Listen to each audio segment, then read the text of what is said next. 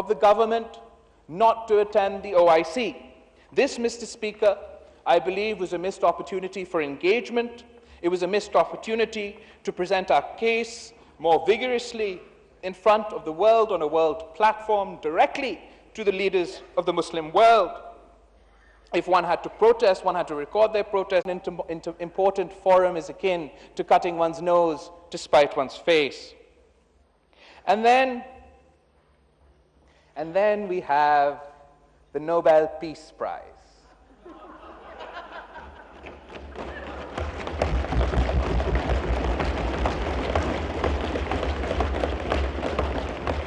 I don't know, Mr. Speaker. Perhaps we just want to be embarrassed. When this resolution, इसके बारे में prime minister साहब की एक खुद वजाहत आ चुकी है। while if this resolution was defeated, it would have been an international embarrassment that at a time like this, the National Assembly had voted down the resolution. And if it had passed, if this House truly believed that Mr. Khan was worthy of the Nobel Peace Prize, at a time where there is threat of nuclear war, planes are falling from the sky, your soldiers are being martyred on the border, then we would have been nothing less than an international joke. Therefore, I'd like to appreciate, Mr. Speaker, I'd like to appreciate that the government has taken a U-turn on this position as well.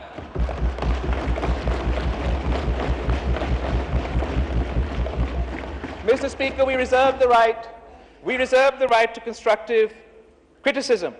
However, when it comes to actively resolving this conflict, when it comes to concrete steps towards de-escalation and showing unity on the world stage, this House stands with the government and the opposition is at your service.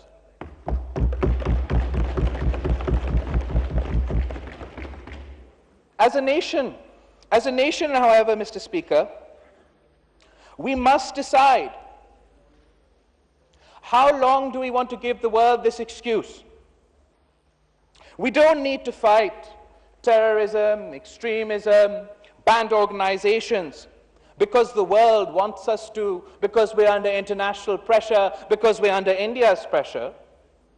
As the Pakistan People's Party has been saying from the outset, when most members of this House were in denial about the threats of extremism and terrorism, we have to combat this mindset for the future of our coming generations. After the APS attack, this Parliament had decided to endorse a national action plan, a comprehensive, holistic approach to combating this mindset. What happened to the National Action Plan, Mr. Speaker? What happened to combating hate speech and reforming our curriculum? What happened to no more good or bad Taliban? What happened to action against Punjab's Taliban? What happened to action against banned organizations? What happened to judicial reform? What happened to combating terrorist financing and terror-related money laundering? And, Mr. Speaker, what the hell is mainstreaming? How is it possible? How is it possible that this House takes a unanimous decision and the state implements a diametrically contradictory policy